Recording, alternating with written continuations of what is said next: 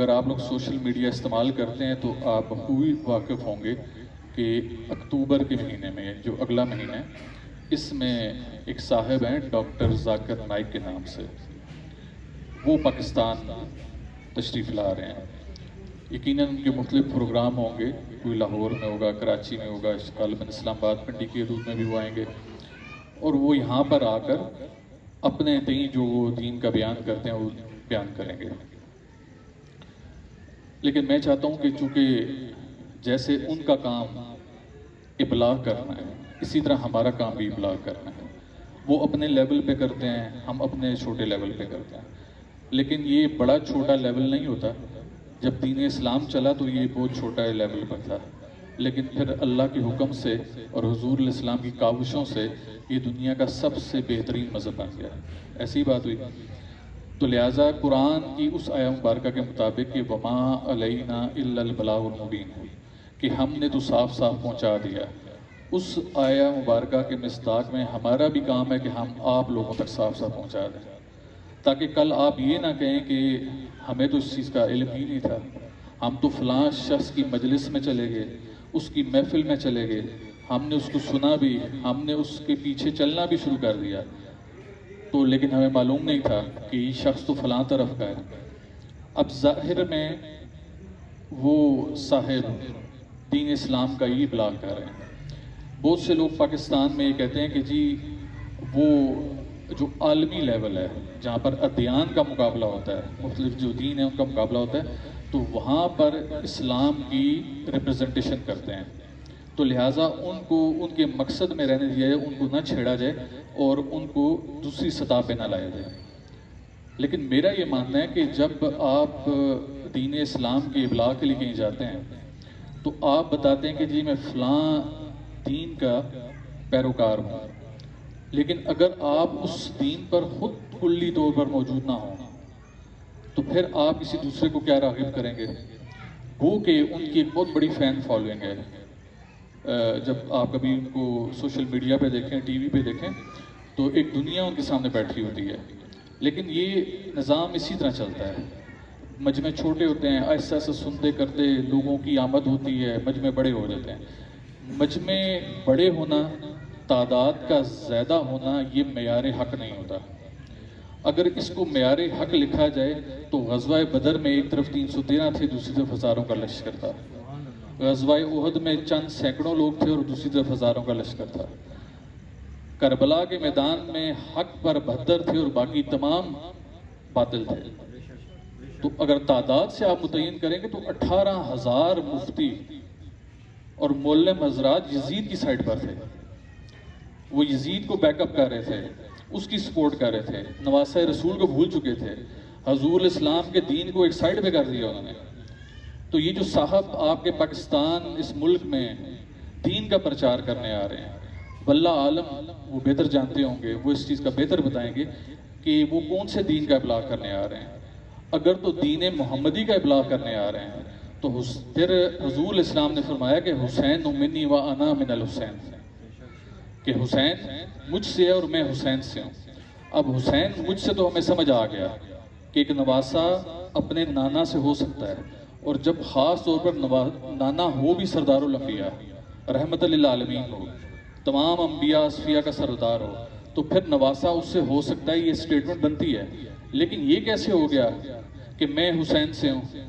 تو میں حسین سے ہوں کو ثابت کرنے کے لیے نواسہ رسول امام علی مقام حضرت امام حسین علیہ السلام مکہ مدینہ کا چھوڑ کر کربلا جا پہنچے، اور وہاں پر آپ نے اپنے اہل بیت، اپنے رفقا کی قربانی دے کر اس دین کی آبیاری کی۔ آج اگر حسین اس میدان میں اس باطل کے خلاف اس کو فاسق و فاجر بولا جاتا ہے، لیکن در حقیقت وہ کافر تھا۔ جو حضور علیہ السلام کے قول کی نفی کر دے وہ کافر ہوتا ہے قرآن کی روح سے۔ میں یہ آپ کو ایک آیہ مبارکہ آپ کے سامنے پیش کرتا ہوں۔ ہم کبھی کسی کے اوپر اپنا جو مدعا ہوتا ہے یا جو ہمارا ذہن ہوتا ہے یا جو ہماری تحقیق ہوتی ہے وہ ہم تھوپتے نہیں ہیں، ہم اپنی منشا کسی کو لازم نہیں کرتے۔ ہم آپ کے سامنے مقدمہ پیش کرتے ہیں، ہم آپ کے سامنے یہ مقدمہ پیش کرتے ہیں کہ اللہ تعالیٰ قرآن کریم فرقان حمید میں ارشاد فرماتے ہیں وَقُلْ آتِيُوا اللَّهَ وَرَسُولَهُ کہ فرما دیجئے کہ ان لوگوں سے کہ اللہ اور اس کے رسول کی اطاعت کرو. کس کی اطاعت کرو؟ اللہ اور اس کے رسول کی اطاعت کرو. فَإِن تَوَلَّوْا، جو ایسا نہیں کرے گا فَإِنَّ اللَّهَ لَا يُحِبُّ الْكَافِرِينَ، تو اللہ تعالیٰ ایسے کافروں سے محبت نہیں کرتا. اللہ نے یہ نہیں کہا کہ یہاں پر کہ اللہ تعالیٰ ایسے مسلمانوں سے محبت نہیں کرتا. اللہ تعالیٰ نے جو لوگ حضور کی اطاعت نہیں کرتے ان کو اٹھا کے دائرہ اسلام سے باہر کر دیا. سمجھ گئے آپ لوگ؟ تو اب حضور کی اطاعت کیا چیز ہے؟ حضور کی اطاعت یہ ہے کہ حضور علیہ السلام نے ہمیں فرمایا، ہمیں آ کے بتایا کہ اللہ تعالیٰ ہم سے ہی چاہتے ہیں. اللہ چاہتے ہیں کہ ہم نماز کی ادائیگی کریں، 5 وقت کی نماز پڑھیں. انہوں نے بتایا کہ وَآقِمُوا الصَّلَاةَ وَآتُوا الزَّكَاةَ وَارْكَعُوا مَعَ الرَّاكِعِينَ، ایسے ہی بتایا گیا. لیکن اسی نبی اللہ نے ہمیں ایک اور بات بھی بتائی. اس نبی اللہ نے کہا کہ قُلْ لَا أَسْأَلُكُمْ عَلَيْهِ أَجْرًا إِلَّا الْمَوَدَّةَ فِي الْقُرْبَى، کہ اے حبیب فرما دیجئے کہ میں تم سے اجر رسالت میں کچھ نہیں مانگتا مگر اپنے اہل بیت کی محبت اور مودت مانگتا ہوں. اب جو شخص قرآن کا ایک حکم مانے گا اور دوسرا نہیں مانے گا اسے کیا آپ کہیں گے؟ مسلمان ہوگا؟ اس نے تو ایک حکم کی نفی کر دی. تو جو نفی کرے گا تو اللہ تعالیٰ فرماتے ہیں کہ اَفَتُؤْمِنُونَ بِبَعْضِ الْكِتَابِ وَتَكْفُرُونَ بِبَعْضٍ، پھر کیا کتاب کی بعض باتوں کو مانتے اور بعض کا کفر کرتے ہیں. کیا لفظ استعمال ہوا؟ تکفرون ببعض، کفر کرتے ہیں. فما جزاء من يفعل ذلك منكم الا خزي في الحیات الدنیا، ایسے لوگ دنیاوی زندگی میں رسوا ہوں گے. وَيَوْمَ الْقِيَامَةِ يُرَدُّونَ إِلَىٰ أَشَدِّ الْعَذَابِ، اور قیامت کے روز سخت سے سخت عذاب میں اٹھائے جائیں گے. آپ کے سامنے قرآن کریم کی دعائیں پیش کی، ایک کو بھی ماننا ہے ہم نے، دوسرے کو بھی ماننا ہے. ہم صرف نماز پڑھ کے اپنے آپ کو نہیں بخشوا سکتے. ہم دائرہ اسلام میں اگر رہنا چاہتے ہیں تو ہمیں حضور کی آل کے ساتھ محبت اور مودت بھی کرنا پڑے گی.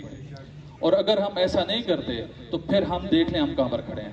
تو یزید نے کیا کیا؟ اس نے حضور کے نواسے کا گلا کاٹا، حضور کی آل کو تیر تیر کیا، ان کو صفحہ 80 سے مٹانے کی کوشش کی. اب حضور کی آل کو مٹانے کا مقصد کیا تھا؟ کہ حضور کی آل مٹے گی تو یہ اللہ کا دین مٹے گا. لیکن امام علی مقام نے اس کی ایک سازش کامیاب نہیں ہونے دی. آپ نے اپنے خون کا نذرانہ پیش کر کے رہتی دنیا کے لیے ایک سبق دے گے کہ جب جب باطل تمہارے سامنے آئے تم حق کے لیے کھڑے ہو جاؤ اس کے سامنے. یوں آپ نے اپنے نانا کا دین بچایا اور اس قول کا پاس کیا کہ میں حسین سے ہوں. ابھی آپ کو سمجھ آیا کہ حسین سے کیسے ہوا جا سکتا ہے سردار الانبیاء کا. تو یہ جو شخص پاکستان آ رہا ہے اس کو ماضی میں مختلف خانقاہوں کے پیر حضرات نے بڑے اچھے تگڑے الفاظ سے نوازا، سخت الفاظ سے نوازا. لیکن چونکہ ہمارا تورا وتیرہ ایسا نہیں ہے، ہم کوشش کریں گے کہ علمی لحاظ سے بات کریں. تو یہ شخص یزید کی بیکنگ کرتا ہے. کہ یزید کو کیا کہتا ہے؟ کہتا ہے کہ کربلا میں 2 شہزادوں کی جنگ ہوئی، معاذ اللہ 2 شہزادوں کی جنگ ہوئی، یعنی کہ وہ سرداران جنت کو اور یزید ابن معاویہ کو دونوں کو ایک صف میں کھڑا کر رہا ہے. یہ جو سرداران جنت جن کی میں بات کر رہا ہوں یہ حضور کے دوش کے سوار تھے، اور وہ جو یزید ابن معاویہ تھا وہ حضور کی جوتوں کی خاک کے برابر بھی نہیں تھا. تو جو شخص اس شخص کی بیکنگ کرے، اس کی سپورٹ کرے اور اس کو سرداران جنت کے مقابلے میں لے کر آئے، جو حضور کے قول کی نفی کر رہا ہے، وہ جنت کے سرداروں کی نفی کر رہا ہے. جنت کے سرداروں کے خلاف جا کے کوئی جنت کا دعویدار نہیں ہو سکتا، وہ جنت کی خوشبو بھی نہیں سونگھ سکے گا. وہ آج کل ایک کلام چلا ہوا ہے نا کہ دل بے چین نو چین نہیں لوڑے، سانو میم دے این دی لوڑے، جنت تینو جان دیاں گے پر حیدر دے سین دی لوڑے. تو اگر حیدر کے سین آپ نے کرانے ہیں نا جنت میں جانے کے لیے تو پھر یہ یزید کے پیروکاروں کو آپ کو سائیڈ پہ کرنا ہوگا جو نواسہ رسول میں اور یزید میں فرق نہ کر سکیں. اب ایسا بندہ جب ادیان کے مقابلے میں جائے گا تو سوچیں وہ کون سے دین کا نمائندہ بن کے جا رہا ہے. ہمیں تو یہ چیز سمجھ نہیں آتی. اگر وہ دین کا نمائندہ بن کر جا رہا ہے تو قُلْ لَا أَسْأَلُكُمْ پہ کیوں نہیں آ رہا؟ وہ کیوں اِنَّمَا يُرِيدُ اللَّهُ کے برگ نہیں آ رہا؟ وہ ان آیتوں کو لوگوں کے سامنے بیان کرتا ہے لیکن کھول کے بیان نہیں کرتا. جو کھول کے بیان کرے گا تو وہ خود ان الدین عند اللہ الاسلام کے مصداق میں چلا جائے گا، جہاں پر اللہ تعالیٰ فرماتے ہیں کہ مختلف الذین اوتوا الکتاب الا من بعد ما جاءہم العلم بغیا بینہم، کہ دین کی بات بڑی واضح تھی. دین اللہ کے نزدیک اسلام تھا، یعنی کہ حکم برداری تھا. یہ دین کی بات میں جو اختلاف ڈالا یہ اہل علم نے، ایسے لوگوں نے جو یہ ایک اہل علم کہلا رہا ہے جس کو کہتے ہیں آیتیں بہت آتی ہیں، زبانی بتاتا ہے. تو ایسے علم نے جو دین کی بات میں اختلاف ڈالا وہ محض آپسی ضد کی وجہ سے ڈالا. یہ جائیے گا قرآن کریم میں اٹھا کے دیکھیے گا، خالی میری بات پر اعتبار نہ کریں۔ یہ باتیں آپ کو بتانے کا مقصد یہ ہوتا ہے کہ آپ ایک کثیر تعداد میں، ایک بڑی تعداد میں یہاں پر موجود ہوتے ہیں، تو ہمارا کام ہے کہ دین کا ابلاغ کریں۔ ہمارا یہ کام نہیں کہ کسی کی بہت بڑی بیکنگ دیکھیں، فالوورشپ دیکھیں اور ہم اس سے ڈر کے مرعوب ہو کے کہیں کہ نہیں جی ہم نے حق بیان نہیں کرنا۔ الحمدللہ امام حسن علیہ السلام نے کسی سے مرعوب نہیں ہوئے اور آپ نے حق بیان کیا۔ حضور علیہ السلام کبھی کسی سے مرعوب نہیں ہوئے، کسی کافر کے سامنے جھکے نہیں، آپ نے حق بیان کیا۔ امام حسین علیہ السلام نے کربلا میں چند نفوس کے ساتھ حق بیان کیا۔ اسی طرح آج چاہے ہماری تعدادیں چھوٹی ہوں لیکن انشاءاللہ ہم حق بیان کریں گے، اور حق یہی ہے کہ حق حسین کے ساتھ تھا، حسین کے ساتھ تھا، یزید کے ساتھ نہیں تھا۔ تو جو شخص یزید اور امام علی مقام میں فرق نہ کر سکے، ان دونوں کو ایک جیسا گردانے، ہماری نظر میں ہم خود اس کے ایمان کے قائل نہیں ہیں۔ یہ میں بہت بڑا لفظ کہہ رہا ہوں، میں اس شخص کے ایمان کا قائل ہی نہیں ہوں جو یزید کو اور سرداران جنت کو ایک ترازو میں تولے، جو حضور کے کندھوں کے سواروں کو، جو پشتے سوارے پیغمبر کو حضور کی جوتیوں میں بیٹھنے والے کے ساتھ تولے۔ ہم ایسے شخص کے ایمان کی قائل نہیں ہیں، تو وہ کیا جا کر کسی جگہ پہ، کسی فورم پہ ادیان کا مقابلہ کرے گا؟ وہ ہندوؤں کو جا کے کیا بتائے گا؟